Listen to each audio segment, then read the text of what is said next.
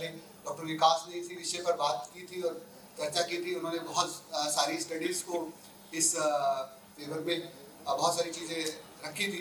उसी चर्चा को आगे बढ़ाते हुए हम शुरू करते हैं।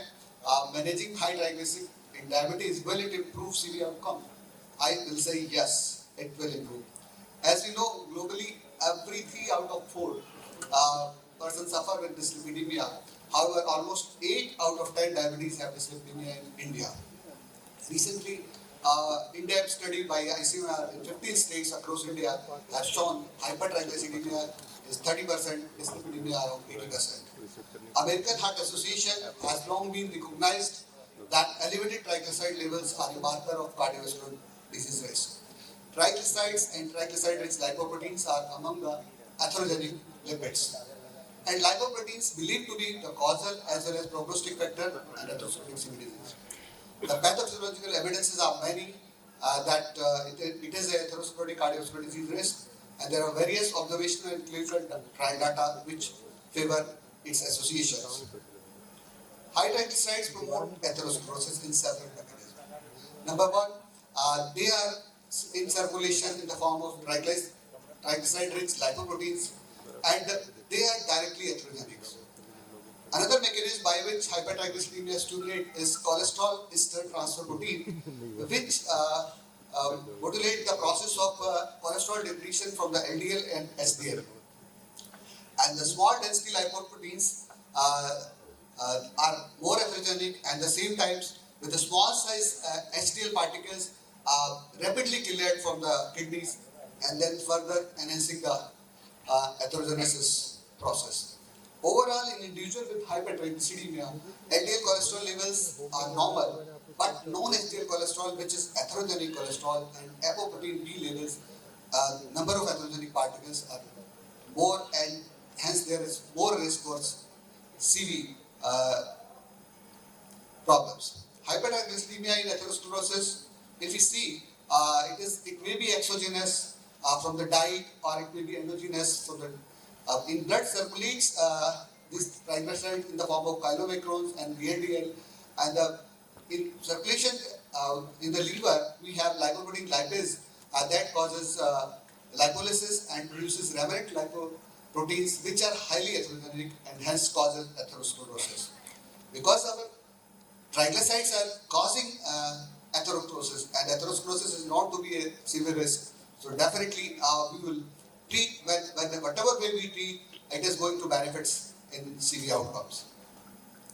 There are various clinical evidences with the association of TGs and CV risk, and the important ones to mention is the Optum. This is the large data which shown in the documented diabetic patients that there is significant risk of atherosclerosis cardiovascular disease, and it was published in Journal of American Heart Association in 2018 and Mayo Clinic Proceedings in 2019.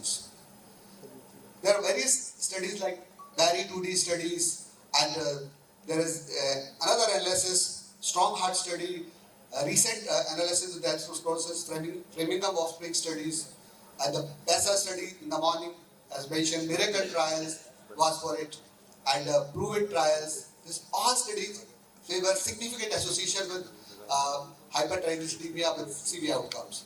If we treat it, if we manage it, triglyceride, definitely it is going to improve CV outcomes. This QQ biobank study which shows remnant lipoproteins which are produced as far as with the lipolysis byproducts are also associated with this CV risk. If we treat it, and definitely we are going to improve the patient's CV outcomes. Another study, Cochrane study, Jackson Heart studies.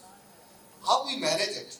The lifestyle is the predominant way to manage hypertriglyceridemia, and the various things has to be done.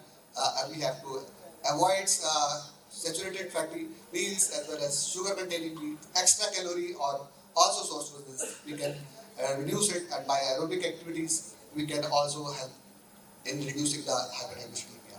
The newer drugs which we are commonly now can be used like icosapentrethiol and emerging treatment with the apoprotein C3 inhibitors and ANG PLT3 inhibitors are in current use.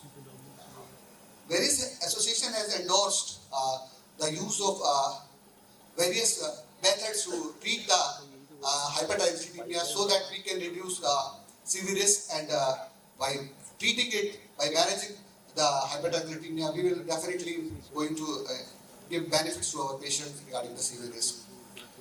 In Lipid Association of India, it was a position statement in 2020, and it favors after lifestyle modifications, if your patient is not getting improved and the TG still remains high, one can use icosapentethyle that can be very well recommended for this treatment.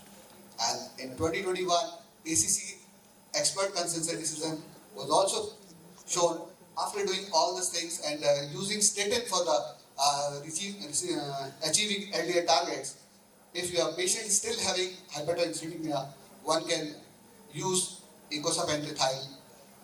Again, this was also reported by American College of Cardiology.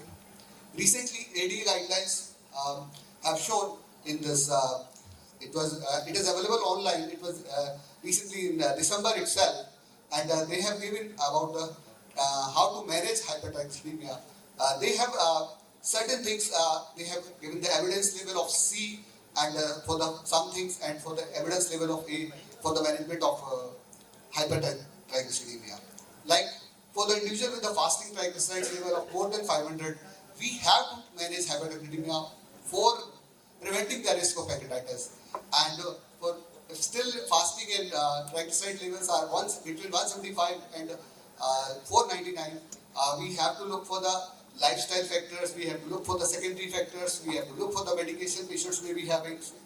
And the important thing is the A level of evidence is A level of evidence means it was as a product of meta-analysis of many multinational randomized multi-center trial in individuals with the atherosclerotic cardiovascular disease, other cardiovascular factors illustrated with controlled LDL cholesterol, but elevated triglycerides. The addition of icosapentethyle can be considered to reduce the cardiovascular risk. But the important thing is statin plus fibrates are definitely not recommended, and the evidence, like the field trials, it has been proven it has the A level of evidences. So we should not use statin plus fibrate for the treatment of hypertriglyceridemia. This is important thing. Neither we should use statin plus niacin.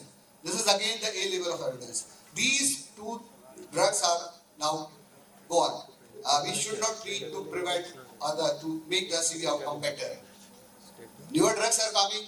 Icosapentethyle has proven with the reduced trial, and this trial was a very important multi-center randomized trial in which primary prevention cohort was there, secondary prevention cohort was there, and icosapentethyle 4 grams per day was used, and there was found to be 25% rate of risk reductions, and it was significant.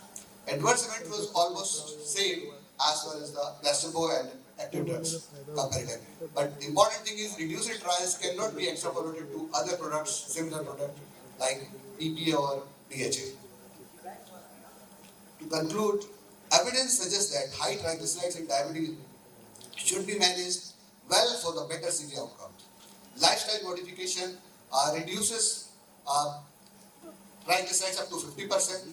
Good glycemic control may also contribution in the level of triglycerides levels. Statin plus non-statin drugs to achieve LDL target and non-HDL targets has to be started with applications with this dyslipidemia. And if TG is still above the target, icosapentethyle can be considered to reduce the atherosclerotic cardiovascular disease risk.